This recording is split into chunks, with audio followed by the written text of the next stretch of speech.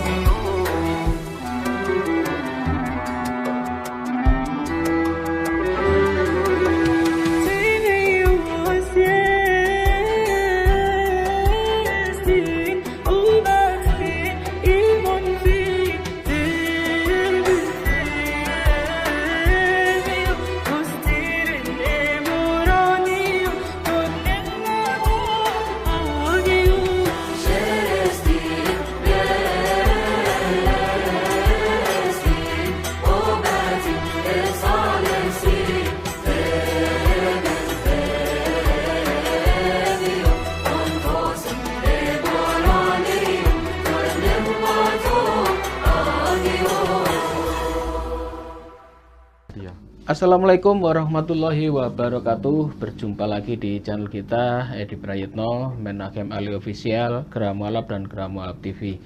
Seperti biasa, setiap malam Jumat kita selalu hadir di tengah para pemirsa sekalian untuk mengadakan kajian yang istimewa dengan Ustadz Menachem Ali. Assalamualaikum Ustadz. Waalaikumsalam warahmatullahi wabarakatuh.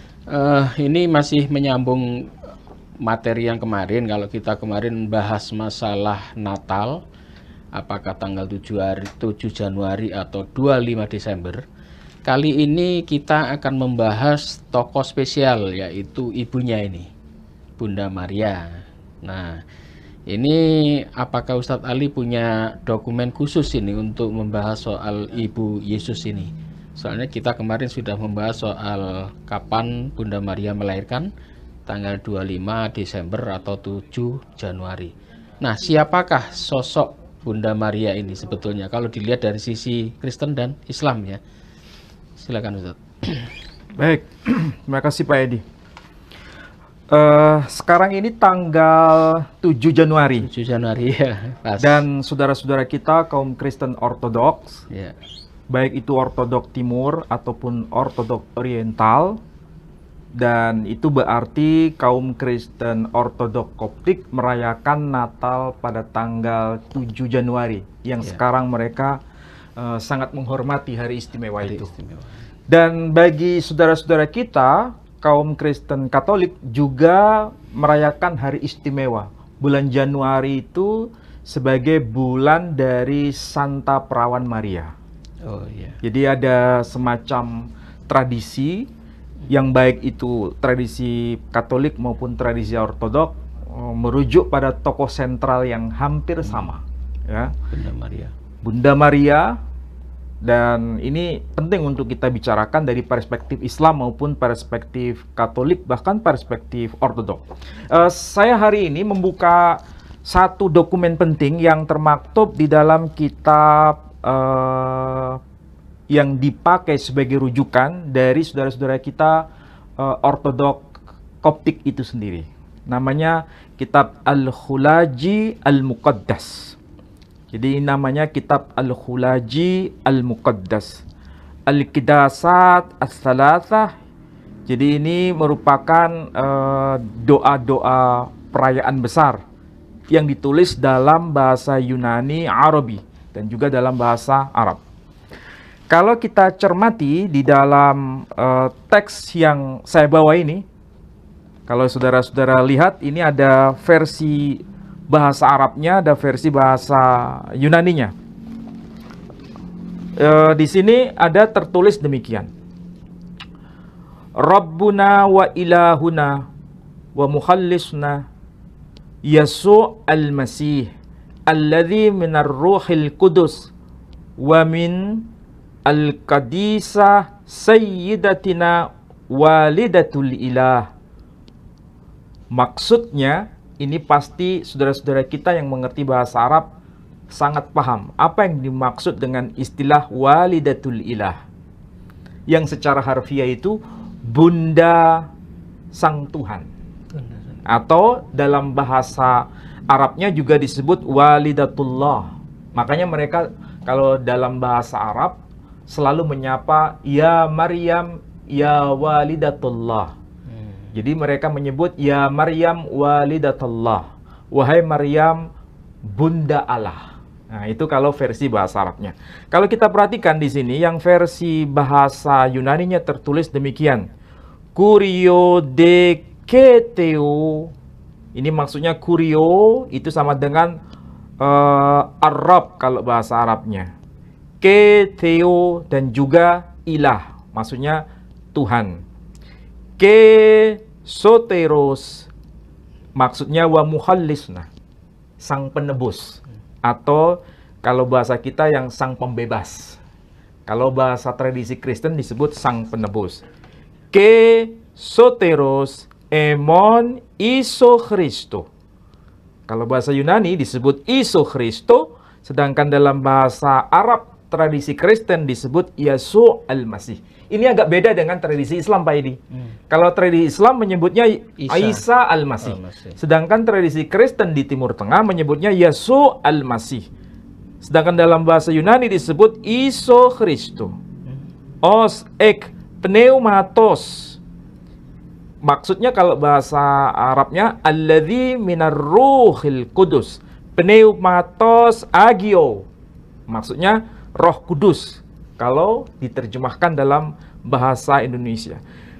Ek pneumatos agio, yang dia keluar, yang berasal dari Ar-Ruhul Kudus. Wa min al-qadisah sayyidatina walidatul ilah. Di sini ada pendekatan penting dalam versi bahasa Yunani disebut dengan istilah ada Theotoko. Kalau bahasa kita biasanya menyebut Theotokos. Artinya bunda Allah. Nah, kalau disebut walidah, ini tidak hanya bermakna ibu, tapi dia yang telah melahirkan. Walidah. Wali ya. Bukan wali. Walidah. Walidah. Walidah itu penekanannya ibu kandung, ibu yang telah melahirkan. Istilah walidah kalau bahasa kita, ini juga termaktub dalam Quran sebenarnya. Cuma dalam perspektif yang berbeda. Saya bacakan dalam Al-Quran itu, ada ungkapan yang mirip, tetapi maknanya itu tidak sepadan dengan yang tertulis dalam kitab tradisi gereja ortodok Koptik. Meskipun diungkapkan dengan ekspresi istilah Arabnya walidatul ilah atau walidatullah yang telah melahirkan Allah atau disebut bunda Allah, sedangkan dalam bahasa Quran pakai istilah yang lebih khas. Di sini ada ungkapan wa barram biwalidati, yang memerintahkan aku berbuat baik kepada ibuku. Walidati. Jadi Sayyidah Maryam itu disapa dengan sebutan walidah. Bukan sekedar tapi dalam perspektif Quran sama dengan istilah yang dipakai dalam tradisi gereja ortodok Koptik, atau sama dengan versi gereja yang ada di Timur Tengah. Ungkapan yang dipakai walidah. Quran juga pakai istilah walidah. Cuma di sini maksudnya dia yang telah melahirkanku sebagai apa? Lihat ayat Quran itu menyebutnya Abdullah. Makanya Nabi Isa dalam versi Quran disebut Qala inni Abdullah. Sesungguhnya aku ini adalah hamba Allah. Ini ada beda perspektif Pak Edi. Meskipun kata yang dipakai itu sama. Ya, sama pakai kata walidah. Nah, kalau kita cermati demikian, memang ada perbedaan. Kalau dalam tradisi Islam, Sayyidah Maryam yang disapa dengan sebutan Al-Adra itu adalah manusia yang telah melahirkan tokoh suci. Tapi dalam perspektif Islam disapa sebagai nabi, tidak lebih dari seorang nabi, tidak lebih dari seorang rasul, sedangkan dalam perspektif Kristen disebut sebagai walidatullah, ibunya Tuhan, atau bunda Allah kalau bahasa Indonesia.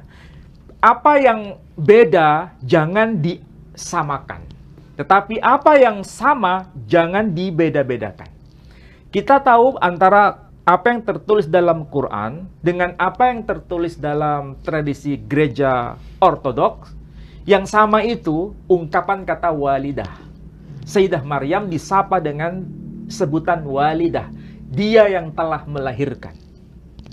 Tetapi bedanya adalah perspektif Islam melahirkan seorang nabi, seorang rasul, seorang hamba Allah, sedangkan dalam tradisi Kristen disebut ibunya Tuhan itu sendiri. Makanya dalam bahasa Arab disebut walidatul ilah, atau versi bahasa Yunani disebut Theotokos.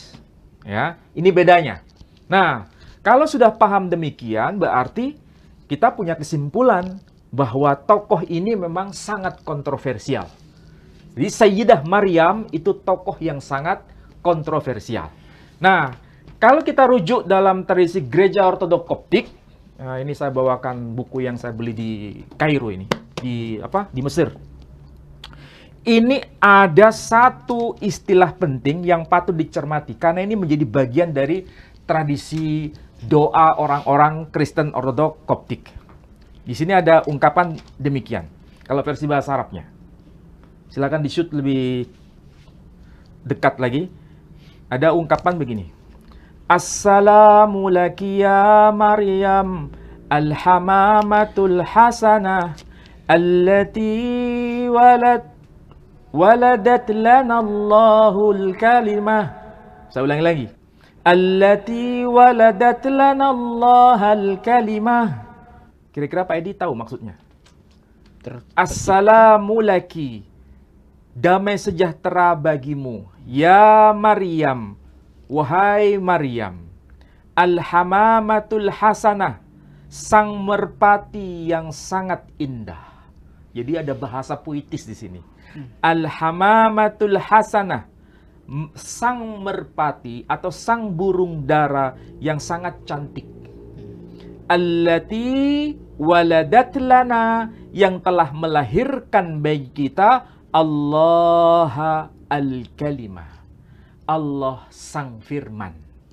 Nah, itu kalau bahasa Arabnya disebut dengan walidatul ilah, atau bahasa Yunaninya disebut Theotokos. Nah, kalau kita cermati bedanya dengan bahasa Koptik, ini kita harus tahu. Di sini bacanya adalah Kerene Maria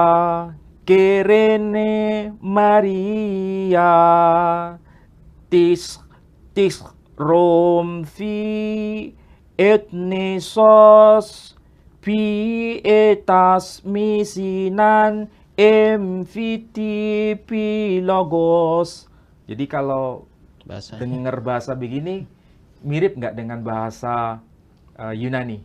Ya, karena bahasa Koptik itu ada pengaruh bahasa Yunani, tapi sebetulnya akarnya dari bahasa Fir'aun. Jadi dari bahasa Fir'aun. Di sini ada ungkapan pilogos. Pilogos itu sama dengan al-kalimah kalau bahasa Arabnya. Jadi dari sini kita bisa tahu bahwa perspektif Gereja Ortodoks Koptik itu memahami Maria itu sebagai dia yang telah melahirkan Sang Firman atau Allah Sang Firman. Ini kalau kita rujuk di sini. Nah, pertanyaannya, kita kan mengenal nama Maria itu ada sesuatu yang perlu dicermati. Kenapa ya dalam bahasa Koptik itu tidak muncul kata Maryam, tidak muncul nama Maryam, tapi yang muncul adalah nama Maria. Kita diingatkan satu tradisi dalam versi Islam, salah satu istri Nabi ada yang bernama Maria Al-Qibtiyah. Kita tidak pernah mendengar dalam tradisi Islam yang namanya itu Maryam Al-Qibtiyah. Tidak pernah dengar kan? Ya. Kenapa Nabi tidak pernah menggantinya menjadi Maryam Al-Qibtiyah? Karena memang Maria itu asalnya dari Koptik. Mesir itu. Dan memang dalam tradisi Koptik tidak pernah menggunakan istilah Maryam dalam bahasa Koptiknya. Karena yang muncul itu selalu kata Maria. Makanya Nabi tetap mempertahankan nama itu untuk apa? Sebagai jejak digital kalau bahasa kita itu. Bahwa dia memang asalnya dari Koptik, dari Mesir. Nah, kalau kita tahu Sayyidah Maria Al-Qibtiyah itu menikah dengan Nabi tahun 628 Masehi. Ya, karena pada saat itu Nabi itu pernah mengirim surat kepada para pembesar, baik itu di Persia, kemudian di Bizantin, kerajaan Romawi Timur, yang saat itu disebut sebagai Kekaisaran Bizantin, maka muncul ada dokumen yang disebut Doktrina Yakobi, dan Nabi dalam teks itu disebut Propetes sebagai seorang Nabi yang berasal dari Sarakenorum, dari keturunan kaum Ismail. Dan ini ada juga surat yang ditujukan kepada seorang pembesar nama yang sangat dikenal, Mukaukis, raja dari Mesir. Dan sekali lagi, Nabi menikah dengan tokoh yang berasal dari Mesir ini, hadiah dari Mukaukis, yang namanya adalah Maria Al-Qibtiyah. Dan dari Nabi, beliau kemudian melahirkan seorang putra yang bernama Ibrahim. Ini ada semacam grand design sebetulnya. Kenapa saya sebut ini grand design? Nabi SAW menikah dengan Sayyidah Maria Al-Qibtiyah tahun 628. Perkawinan dari Nabi SAW dengan Sayyidah Maria Al-Qibtiyah, Nabi melahirkan seorang putra dari perempuan Mesir Koptik ini yang bernama Ibrahim. Dan sekaligus Nabi kita Muhammad SAW juga keturunan Nabi Ibrahim dari seorang istri yang berasal dari Koptik yang namanya adalah Sayyidah Hajar alaihissalam. Ya, ini ada grand design sebetulnya. Sama-sama dari Mesir ya. Sama-sama dari Mesir. Jadi kalau kita cermati kenapa bisa begini? Ini semacam puzzle antara era zaman Nabi Ibrahim sampai dengan Nabi kita Muhammad Sallallahu Alaihi Wasallam, jejaknya ini ketahuan bahwa keislaman itu tidak pernah dipisahkan dari Mesir. Bahkan rumpun agama-agama Semitik juga tidak bisa dilepaskan dari Mesir. Bukankah tradisi Kristiani juga sangat kental dengan tradisi Mesir? Yesus waktu masih bayi, dia mengungsi ke tanah Mesir. Makanya di dalam Injil Matius kan disebut, dari Mesir aku panggil anakku. Ya kan? Jadi Mesir sangat punya peran penting. Yusuf juga ke Mesir. Yusuf sebagai seorang nabi dalam tradisi Yahudi juga ada kaitan dengan Mesir. Musa sebagai seorang nabi ada kaitan dengan Mesir. Jadi orang-orang Yahudi punya hutang budi dengan Mesir. Orang-orang Nasrani juga punya hutang budi dengan Mesir. Islam pun juga punya hutang budi dengan Mesir. Ya. Jadi Nabi kita, sekali lagi, Nabi kita Muhammad SAW menikah dengan seorang perempuan yang bernama Sayyidah Maria Al-Qibtiyah, yang itu menunjukkan beliau dari Mesir. Pertanyaannya, apa agama Sayyidah Maria Al-Qibtiyah awalnya? Ternyata dia beragama Kristen Ortodok Koptik, yang kemudian menjadi mu'alaf dan menikah dengan Nabi, maka lahir seorang putra yang bernama Ibrahim. Dan dari tokoh yang bernama Sayyidah Maria Al-Qibtiyah ini, kita mulai berpikir lebih cerdas lagi. Sebetulnya, apa yang menjadi sebab dia menjadi bagian dari rumah tangga Nabi SAW? Apakah itu hanya sekedar hadiah istimewa dari Muqawqis? Apakah hanya sekedar itu, kemudian dia menjadi ibu Ummul Mukminin? Kalau bahasa saya, beliau, yakni Sayyidah Maria, itu ibaratnya bunda para mu'alaf sebetulnya. Bunda para mu'alaf. Iya, karena apa? Karena dari tokoh sentral inilah kita bisa belajar bagaimana dia mempertanggungjawabkan imannya. Pak Edi bisa menerka tidak? Ketika dia menjadi bagian dari tradisi Ortodok Koptik, dia masih hafal tidak yang namanya doa Bapa Kami? Pasti hafal. Pasti. Karena itu bagian dari bacaan penting dari semua liturgi gerejawi. Apalagi dalam tradisi gereja Ortodok Koptik. Kalau yang biasa kita baca dan kita cermati di gereja-gereja di Indonesia, itu kan selalu dibaca dalam doa versi Indonesia.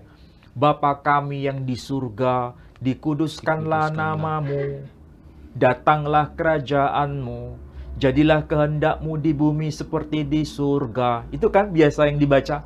Itu ibaratnya Al-Fatihahnya versi Kristen. Iya kan? Katolik. Baik itu yang Katolik, apalagi yang juga Ortodok di Indonesia. Hafal sekali itu. Tapi yang kalau kita cermati dalam versi bahasa Arabnya, itu kan tidak begitu bunyinya. Bagaimana bunyinya? Nah, bunyinya otomatis ya versi bahasa Arab. Nah, ini saya tunjukkan versi bahasa Arabnya. Nah, versi bahasa Arabnya ada sebutan begini. Ini versi bahasa Arabnya ya. Abanalladzi fis samawat liyataqaddasa ismuk, liya'ti malakutuk, litakum masyi'atuk, kama fis sama'i kadzalika 'alal ard. Ini kalau diterjemahkan bahasa kita, abanalladzi fis samawat, artinya Bapa kami yang di surga. Liyataqaddasa ismuk, dikuduskanlah namamu. Liya'ti malakutuk, jadilah datanglah kerajaanmu. Litakum masyi'atuk, jadilah kehendakmu. Kama fis sama'i kadzalika 'alal ard, jadilah kehendakmu di bumi seperti di surga. Saya pelan-pelan supaya Pak Edi paham di sini. Kalau ini bahasa Arabnya abanalladzi fis samawat, artinya Bapa kami yang di surga. Versi bahasa Suryaninya bagaimana? Jelas mirip dengan bahasa Arab. Kalau bahasa Suryani, bahasa Aramaik, ini Pak Aldo pasti tahu itu. Bagaimana cara membacanya? Ya mirip dengan bahasa Arab, bunyinya begini.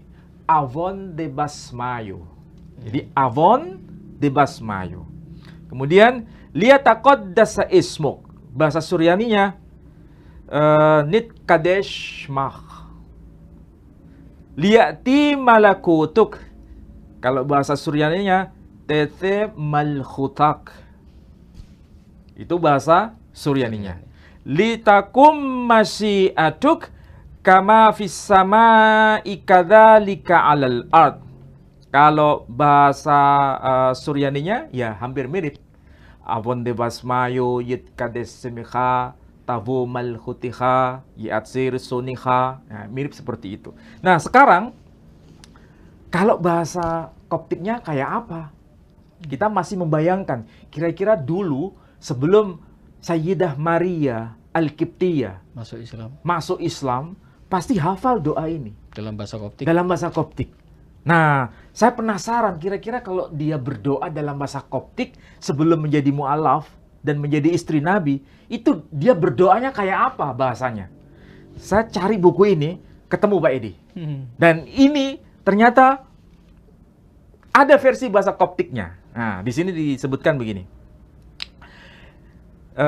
Peniot et kheni bi abi mareftovo enje pekran mares i enje tekmetoro metekhnat maref sobi MFPT khen et fenem khijen pikahi.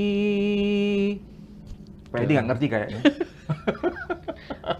Jadi kalau bahasa apa namanya bahasa Koptiknya itu ini ada ungkapan begini ya, peniot itu artinya bapak kami.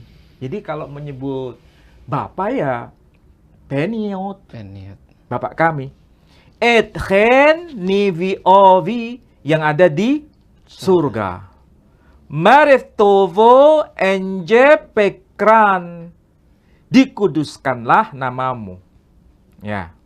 Maresi enje tekmet oro. Kita agak kesulitan ya. Ini bahasa model apa ini sebenarnya? Karena tidak ada samanya dengan bahasa Arab, juga tidak sama dengan bahasa Suryani, juga nggak ada samanya dengan bahasa Yunani. Kalau kita cermati begini, kita bisa bayangkan. Dulu waktu Nabi Musa bicara dengan Fir'aun, kira-kira bahasanya kayak begini. Iya, Koptik ya. Iya kan? Kemudian ketika Sayyidah Maria Al-Qibtiyah sebelum menjadi nabi, sebelum menjadi istrinya Nabi kita Muhammad SAW, dia pasti doanya kayak begini. Bahasa Koptik ini. Bahasa Koptik. Dan sampai hari ini bahasa Koptik masih dipakai. Di mana? Di Mesir? Di Mesir. Makanya disebut Kipti. Orang Kipti itu artinya orang Mesir. Dan kita bisa bayangkan, berarti Sayyidah Hajar ketika sebelum menjadi istrinya Nabi Ibrahim alaihissalam, kira-kira bahasanya mirip kayak begini tidak? Iya. Dari Mesir juga.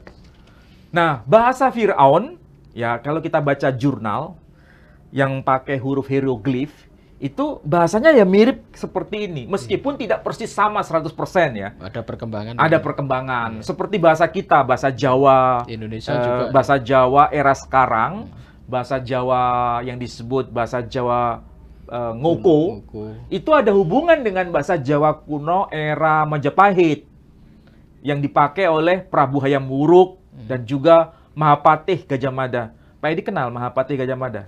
Kan kuburannya ada di Lamongan katanya. Patungnya ada di Surabaya. Patungnya ada di Surabaya.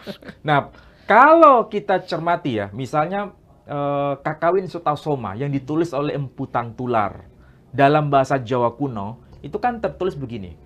Mangkang jinatua kalawan siwa tatwa, bineka tunggal ika tanhana dharma mangrua. Mirip nggak dengan bahasa Jawa kita sekarang? Tidak. Hah? Yang hukum enggak? Ada miripnya, tapi ya tidak sama total. Persis. Ya. Kemudian dilanjutkan. Nanging hana pamintaku huripana sahananing ratu kabeh. Kabeh yang sama. Ya sama kan dengan bahasa Jawa ini, Jawa baru yang kita pakai, yang ngoko itu. Jadi ini perkembangan bahasa dari bahasa Jawa kuno ke bahasa Jawa baru yang sekarang. Ini persis mirip dengan bahasa Koptik dengan bahasa Mesir kuno. Itu ada kedekatan. Meskipun bahasa Mesir yang era sekarang itu ada pengaruh bahasa yang disebut bahasa Yunani. Makanya di sini ada istilah yang sangat populer ketika menyebut siapa itu? Maria sebagai ibunya Tuhan, ya, yang disapa dengan Theotokos. Sekaligus dianggap sebagai Al-Adra. Nah, di sini perhatikan, Al-Adra itu apa artinya apa? Sang perawan. Nah, di sini Assalamu laki ayyatuhal adra. Saya ulangi lagi. Assalamu laki ayyatuhal adra. Maksudnya, damai sejahtera bagimu, wahai sang perawan. Di sini ada ungkapan begini. Kerene oti parthenos. Nah, ya kan? Kerene oti parthenos. Parthenos ini pengaruh bahasa Yunani sebetulnya. Meskipun ditulis dengan bahasa Koptik, tapi ini pengaruh bahasa Yunani. Tetapi ini sudah menjadi bagian dari kosakata bahasa Koptik. Jadi kalau Parthenos bahasa Yunani atau bahasa Koptik, bahasa Arabnya Al-Adra, kalau diterjemahkan itu sama dengan sang perawan. Jadi kita mengenal dua tokoh yang bernama Sayyidah Maria Al-Qibtiyah. Nah, makanya kemarin kalau kita baca buku ini, kita punya prediksi begini Pak Edi. Sayyidah Maria ketika menjadi seorang mu'allaf, itu kan berarti dia sudah pernah baca buku ini kan? Untuk Koptik ini kan buku yang ditulis abad kedua Masehi. Yang versi bahasa Koptik itu aslinya ditulis dalam bahasa orinya itu tahun, kalau tidak keliru, 198 Masehi atau 189 Masehi. Berarti abad kedua Masehi. Dan pasti dia sangat akrab dengan perayaan Hari Natal versi ortodok Koptik. Tahunnya itu ya tahun sekitar 628, ya kan? 628 Masehi kan ya sudah akrab dengan tradisi ini, ya toh? Baru kemudian menikah dengan Nabi kita Muhammad SAW. Dia pasti pernah baca buku ini. Tidak mungkin tidak pernah baca. Karena ini sudah ditulis tahun 189 Masehi. Apa yang disebutkan di sini berkaitan dengan perayaan Natal itu? Ada penyebutan Al-Babu Thamin Ashar, bab yang ke-18. Di sini ada ungkapan demikian. Ya ikhwatana tahfadhu fi ayyamil a'yad. Wahai saudara-saudara kami, peliharalah hari-hari perayaan. Allati hiya Idul Miladir Rabb, yakni hari raya kelahiran Tuhan. Nah, berarti Sayyidah Maria waktu itu mengakui bahwa Yashu Al-Masih atau Isa Al-Masih itu adalah Tuhan waktu itu, sebelum menjadi istri Nabi Muhammad SAW. Wa kamaluhu fi 25 minasy-syahri tasi'. Dan sempurnakanlah hari itu, ya, tanggal berapa? 25 bulan yang ke-9. Alladzi lil Ibraniyin, yakni menurut kalender orang-orang Ibrani atau kalender Ibrani. Alladzi huwa tasi' wa 20 wal 20 minasy-syahri rabi' alladzi lil Misriyin. Ini maksudnya sama dengan tanggal 29 bulan keempat menurut kalender orang Mesir. Berarti orang Mesir yang tadi saya jadikan referensi kitabnya ini adalah kitab Al-Khulaji Al-Muqaddas namanya. Ini kan ada tulisan Arabnya, ada tulisan Koptik. Ini buku doa sebetulnya Pak Edi. Sampean kalau doa kayak begini kira-kira mampu enggak? Ini buku liturgi ini. Segitu banyaknya. Iya, karena ada doa untuk harian, ada doa untuk perayaan Paskah, ada doa untuk perayaan Natal, ada doa untuk ini, itu, dan sebagainya ada di sini semua. Kayaknya kita nggak mampu deh kalau baca kayak begini. Dan ini praktek liturginya itu lama. Tanya saja sama yang Iya. nyuting ini. Ini kan mantan Katolik dulu. Hmm. Berapa lama itu kalau Ekaristi? Nggak cukup 1 menit, 2 menit. Nggak cukup setengah jam. Lebih. Sampai hampir 2 jam kan? Nah, itu Ekaristi. Doa Ada Natal. di sini semua doa-doanya. Nah, berarti kalau kita merujuk pada kitab ini, Sayyidah Maria Al-Qibtiyah pasti tahu hari raya perayaan Natal dan itu dilakukan tanggal 7 Januari pada masa itu. Kalau Mesir itu sekarang pakai bahasa apa ya? Arab Mesir ya? Kalau bahasa resmi secara administrasi itu ya bahasa Arab. Sekarang ya. Tapi kalau bahasa liturgi kaum gereja ortodok ya itu selalu menggunakan bahasa Arab dan bahasa Koptik itu berdampingan. Oh. Di Surabaya itu ada kok ya, gereja ortodok Koptik ada di kawasan dekat UPN di situ. Kalau ortodok Koptik ini beda dengan ortodoknya pendeta Yonatan Purnomo kemarin ya? Beda itu Eastern Ortodok atau Ortodok Timur. Kalau Ortodok ini, Timur. kalau Koptik? Kalau Koptik itu Ortodok Oriental namanya. Oh. Nah, jadi itu yang membuat kita bertanya-tanya, berarti Sayyidah Maria Al-Qibtiyah pasti baca buku Ad-Didaskuliyah ini, pasti baca. Karena ini sebagai bukti otentik. Tapi sekaligus ini pelajaran bagi kita. Berarti Sayyidah Maria juga pernah baca penjelasan-penjelasan berkaitan dengan ayat-ayat Alkitab yang ada kaitan dengan Nabi Shallallahu Alaihi Wasallam. Kok bisa ya? Karena di sini ada pembuktian, Pak Edi. Pembuktian berkaitan dengan ayat yang termaktub dalam kitab Kejadian. Pak Edi bisa buka itu. Kitab Kejadian pasal 18.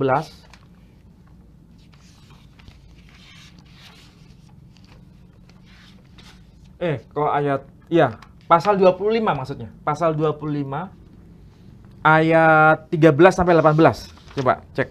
Kejadian pasal? Pasal 25 ayat 13 sampai 18. Kejadian 25 pasal 13?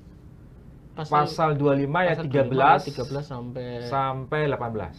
Inilah nama anak-anak Ismail disebutkan menurut urutan lahirnya. Nebayot anak sulung Ismail, selanjutnya Kedar, Abdel, Mibsam, Misma, Duma, Masa, Hadad, Tema, Yetur, Nafis, dan Ketma. Itulah anak-anak Ismail. Dan itulah nama-nama mereka menurut kampung mereka dan menurut perkemahan mereka. 12 orang raja, masing-masing dengan sukunya. Umur Ismail ialah 137 tahun. Sesudah itu ia meninggal. Ia mati dan dikumpulkan kepada kaum leluhurnya. Mereka itu mendiami daerah dari Hawilah sampai Sur, yang letaknya di sebelah timur Mesir, ke arah Asyur. Mereka menetap berhadapan dengan semua saudara mereka. Nah, Pak Edi sudah membacakan kitab Kejadian pasal 25 ayat 13 sampai 18. Pak Edi pernah merenungkan tidak ketika Sayyidah Maria Al-Qibtiyah sebelum menjadi istri Nabi kita Muhammad SAW, dia tinggal di Mesir. Ya. Karena dia orang Mesir. Ya. Kira-kira ketika dia berada di Mesir dan menjadi bagian orang Mesir dan itu penganut gereja ortodok Koptik, dia hafal nggak mengenai apa yang tertulis dalam Alkitab ini? Pasti ada. Pasti tahu. Iya. Dan dia mendengar wejangan atau penjelasan dari para rahib yang ada di Mesir mengenai hal ini. Siapa anak-anak Ismail? Iya. Dan apakah ada kaitan dengan Nabi kita Muhammad SAW berdasarkan penjelasan dari para rahib yang ada di gereja ortodok Koptik? Tentu jawabannya pasti iya. Nah, itulah sebabnya dia sangat berkenan ketika menjadi istri Nabi SAW karena ada kaitan dengan apa yang tertulis dalam kitab gereja ortodok Koptik sendiri. Nah, ini kalau dibaca jelas kalau versi Arabnya ya. Ini ada penyebutan demikian. Wahadihi mawalid Ismail ibn Ibrahim alladhi waladathu Hajar al-Misriyah. Inilah anak-anak Ismail, putra Ibrahim yang telah dilahirkan Hajar, orang Mesir. Kalau disebut orang Mesir, berarti sama tidak dengan Sayyidah Maria Al-Qibtiyah yang juga disebut orang Koptik. Orang Koptik. Sama, Sama. ya kan? Sekali lagi, ini ada grand design. Kemudian disebutkan nama-nama anak dari Ismail. Yang disebut pertama, Nebayot Bikr Ismail. Nebayot itu anak sulung dari Ismail. Kemudian Kedar, kemudian wa Adbiel, wa Mibsam, wa Misma, wa Duma, wa Masa, wa Hadar, wa Tema, wa Yetur, wa Nafis, wa Kedma. Haula hum banu Ismail. Mereka itu semua adalah anak-anak Ismail. Nah, ketika disebut ada wa aidon Kedar ini, ada wa aidon Kedar, ya kan? Ada kan? Itu anak urutan nomor berapa? Nomor 2. Di sini ada penegasan wa kharajat minhu qabila Quraisy, dan dari tokoh yang bernama Kedar ini lahir suku Quraisy. Dan suku Quraisy itu siapa? Apa ada catatannya dalam gereja Ortodoks Koptik? Ada ini kitabnya. Berarti mereka tahu siapa itu suku Quraisy. Jadi itu bukan klaim sepihak dalam tradisi Islam. Dan kalau kita membaca kitab Sahih Muslim, ya, kitab Sahih Muslim. Dalam tradisi Islam itu kan ada 2 kitab Sahih itu, yang paling utama. Sahih Muslim dan Sahih Bukhari. Dalam Sahih Muslim itu ada riwayat hadis yang bunyinya begini. Inna Allah astafa Kinanah min waladi Ismail, wastafa Quraisyan min Kinanah, wastafa min Quraisy Bani Hashim, wastafani min Bani Hashim. Sesungguhnya Allah telah memilih seorang yang bernama Kinanah dari antara anak-anak Ismail, dari antara keturunan Ismail. Wastafa Quraisyan min Kinanah, dan Allah memilih Quraisy dari antara keturunan Kinanah. Wastafa min Quraisy Bani Hashim, dan Allah memilih Bani Hashim dari antara kaum Quraisy. Kemudian Nabi menegaskan di situ, wastafani min Bani Hashim, dan Allah memilih aku dari antara kaum yang disapa dengan sebutan Bani Hashim. Berarti Nabi kita Muhammad SAW itu nyambung kepada Bani Hashim, nyambung kepada Quraisy, dan nama Quraisy disebutkan di kitab orang Koptik. Gereja Ortodoks Koptik. Dan Sayyidah Maria sudah baca ini. Pasti sudah baca. Dan Quraisy keturunan Kedar, ya kan? Kedar keturunan Ismail. Berarti kita bisa berkesimpulan Sayyidah Maria Al-Qibtiyah pasti pernah baca 2 kitab ini. Berarti kitab ini kitab primer atau kitab sekunder? Primer. Ini sudah ada. Karena apa? Diimprimatur. Apa itu diimprimatur? Disahkan oleh Paus yang ke-118 dari Gereja Ortodoks Koptik yang bernama Al-Baba Tawadros Ats-Tsani. Kan ada fotonya tuh. Nah ini. Al-Baba Tawadros Ats-Tsani. Ini juga sama. Al-Baba Tawadros Ats-Tsani. Ini juga sama. Nah, ini kitab yang tebal ini juga sama. Nah, ini lebih eksklusif gambarnya. Nah, tuh. Gambarnya bagus-bagus Pak Edi ya.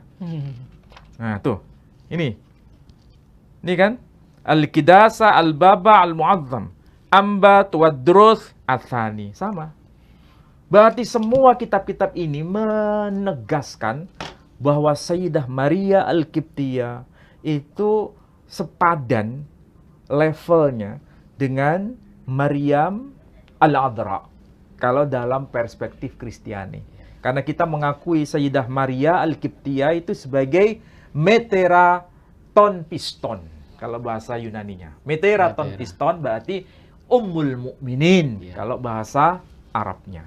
Sedangkan kalau tradisi gereja, Maria putri dari Yoakim, atau yang dalam Quran disebut binti Imran, itu disapa dengan sebagai istilahnya Theotokos menurut tradisi Kristen sendiri. Iya. Ya, ternyata keberadaan Mesir ini sebetulnya sebuah sejarah yang lama ya. Mulai zaman Nabi Ibrahim, Nabi Ibrahim ada ya Mesir belum ya? Oh, Mesir Nabi sudah Musa. ada. Zaman Nabi Ibrahim sudah Zaman ada. Nabi Ibrahim sudah ada kan? Ada diceritakan dalam Alkitab. Mesir sebagai sebuah kerajaan itu sudah ada. Di zaman Nabi Ibrahim. Bahkan sunat, tradisi sunat itu sudah dilakukan oleh kaum yang disapa dengan sebutan orang-orang Koptik di Mesir. Dan itu ada gambarnya di relief di Luxor namanya, di kawasan Mesir bagian selatan. Ditemukan itu. Berarti kita bisa berkesimpulan Abraham mengenal tradisi sunat itu juga ada kaitan dengan tradisi Mesir. Oh, berarti sebelum itu memang di tradisi Mesir sudah ada sunat. Sudah ada. Oh, Bukan sebaliknya, bukan tradisi Mesir yang mencontoh Ibrahim. tradisi Yahudi, bukan. Oh, Justru tradisi Yahudi itu terpengaruh dan ada pengaruh dari tradisi Mesir. Wah, Sudah ada. luar biasa ya. Padahal itu adalah tanda bahwasanya Tuhan mengadakan perjanjian dengan Nabi Ibrahim. Ya. Itu perspektif dari perjanjian lama. Oh, berarti sunat sudah ada. Sudah ada. Soalnya selama ini kita berpikirnya sunat itu pertama kali yang menciptakan Nabi Ibrahim. Oh, bukan. Oh. Justru kalau kita mengkaji arkeologi yang ada di Luxor, itu kawasan Mesir bagian selatan, sudah ada yang namanya gambar orang yang disunat itu. Oh. Dan itu usianya, kalau berdasarkan karbon C14, itu era sebelum zamannya Abraham. Sudah diteliti oleh para ahli arkeologi. Sudah. Padahal Mesir waktu itu agamanya kan penyembah pagan masih aneh. Ada perbedaan ketika dikuasai oleh raja-raja lain. Karena kan tidak dipimpin oleh satu orang raja, tapi berganti. Fir'aun ya, namanya Fir'aun tapi ganti-ganti orang. Fir'aun itu bukan nama orang, tapi itu gelar. Jadi ada Fir'aun Amenhotep, ada Fir'aun Meneptah, ada Akhenaton. Nah, ketika dipimpin oleh Akhenaton, itu Mesir mengikuti ajaran monoteistik. Menyembah satu Tuhan. Menyembah satu Tuhan, menyembah satu dewa yang diagungkan. Dan tidak ada Tuhan selain Dia yang disetarakan. Jadi konsep tauhidnya sudah ada. Oh. Kalau tidak keliru namanya Akhenaten. Itu penguasa Mesir zaman itu. Dan disapa juga dengan sebutan Par'au atau Fir'aun. Berarti tauhid dengan modelnya Mesir ya? Ya, tentu saja. Kan nama-nama waktu itu di zamannya Nabi Musa pun waktu bertemu dengan Tuhan, dia bertanya siapa ini? Aku adalah aku gitu ya. Dan Mesir juga di saat itu tauhid mereka ya tauhid yang menurut pemikiran dia ya. Iya, betul. Berarti dia hanya satu dewa ini, tidak ada yang lain gitu. Demikian juga Hindu sebetulnya hampir sama semua. Ya, sebetulnya kalau dicermati ya, ini kalau kita belajar lintas agama ya, jejak tauhid itu semua dapat kita telusuri. Jejak tauhidnya. Memang kalau kita lihat dalam tradisi Hindu misalnya, ada istilah Aham Eka Brahman. Aku ini Tuhan hanya satu. Ada teksnya. Dalam tradisi Islam juga ada. Qul huwallahu ahad. Kemudian dalam tradisi Yahudi juga ada. Shema Yisrael Adonai Eloheinu Adonai Echad. Tradisi Kristen juga ada kan? Yesus juga mengutip ayat itu. Hukum yang terutama. Ya toh? Artinya semua jejak itu ada. Kalau Buddha sendiri? Nah, itu lain lagi. Beda ya? Ya, saya nggak bahas itu. Tapi ada juga konsepnya. Ada. Itu. Ya, baiklah saudaraku sekalian. Jadi menarik ya kita membahas di sini. Ternyata peran serta negara Mesir ini luar biasa, bahkan mengiringi jejak para nabi mulai zaman Nabi Ibrahim. Kemudian waktu itu Nabi Ibrahim juga menikahi seorang yang dikatakan budak Mesir, padahal itu juga bukan budak ya, itu adalah putri Fir'aun waktu itu. Dan ternyata jejak dari Nabi Ibrahim ini diteruskan juga oleh Nabi Muhammad, di mana Nabi Muhammad juga akhirnya menikahi seorang perempuan Mesir yang bernama Maria Al-Qibtiyah. Namanya Maria Al-Qibtiyah. Iya. Al-Qibtiyah itu bukan nama sebetulnya. Itu gelar yang merujuk pada asal usulnya dari Koptik. Tempatnya Koptik. Oh, Al-Kiptiyah ini dari Koptik maksudnya ya. Maria dari Koptik. Oh, baik. Jadi demikian ya saudara-saudaraku sekalian, ternyata peran serta negara Mesir ini luar biasa mengiringi jejak baik itu agama Yahudi, Nasrani, bahkan di Islam sendiri. Dan untuk saudaraku sekalian, kami ingatkan kalau kajian ini bermanfaat untuk Anda, tolong dukung kami ya. Kami membutuhkan sekali dukungan dari Anda, terutama soal dana. Anda bisa kirim kepada kami untuk yang ingin menyumbang ya dananya kepada kami, di mana kami juga mempunyai tanggung jawab banyak membina para mualaf, dan juga ini juga kita punya program ya, banyak sekali program ke depan. Kita insya Allah juga akan mengadakan seminar-seminar juga nanti, insya Allah di waktu-waktu dekat ini juga akan mengadakan seminar dengan Ustadz Ali. Terutama kita nanti juga akan memanggil tokoh-tokoh dari lintas agama, baik itu mungkin dari Islam atau dari Nasrani, atau kalau ada yang dari Yahudi ya, kita kapan hari juga rencana kita mengadakan seminar dengan Yakub Baruk. Rabi Yakub Baruk. Rabi Yakub dari Baruk, Manado. Dari Manado. Insya Allah dukung kami ya. Kalau ada dana kita siap ke sana, dan kita akan duduk bareng dengan para tokoh-tokoh ini mengadakan seminar bareng seperti yang kemarin kita sudah adakan, yaitu terhadap Pendeta Dr. Yonatan Purnomo ya. Dan ke depan kita akan mengundang beberapa pakar-pakar lain untuk bersanding dengan Ustadz Ali membahas kitab-kitab ini. Luar biasa ya. Jadi ini ilmu sekali. Jadi sangat disayangkan kalau ini kita tidak meneruskan tradisi ini. Tolong dukung kami butuh itu semua. Mungkin ada closing, Ustadz?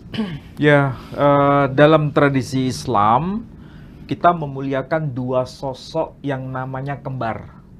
Yang pertama Sayyidah Maryam Al-Adra, yang disapa dengan sebutan Bunda Maria oleh saudara kita kaum Kristiani. Yang kedua, kita memuliakan tokoh yang bernama Sayyidah Maria Al-Kiptiyah. Dan dia disebut sebagai Ummul Mukminin.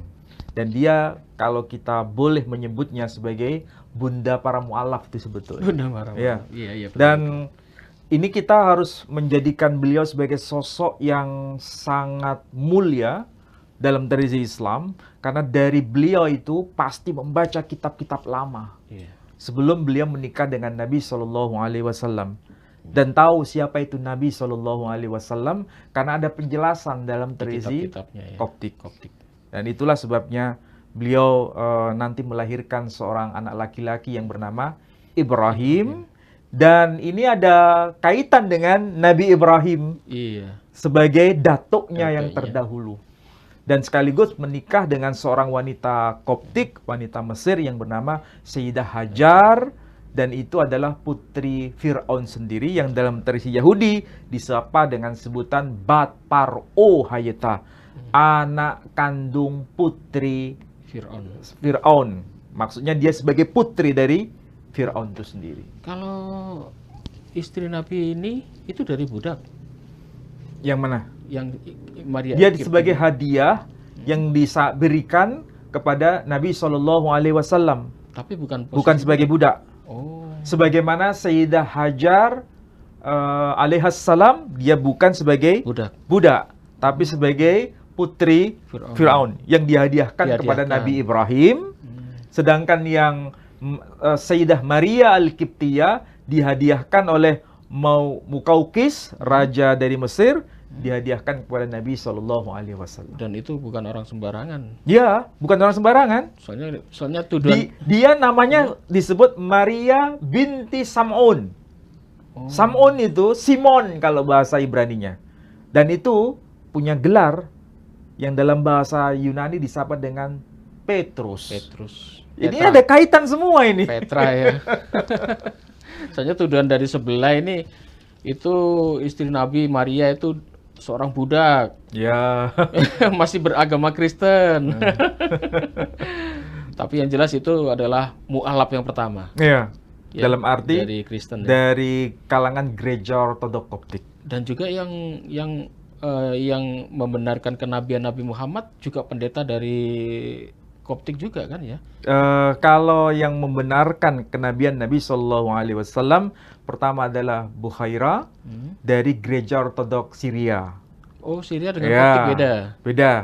Tapi sama-sama ortodoknya. Oh, Memang dokumen-dokumen kuno itu hanya bisa diakses dari tradisi ortodoks.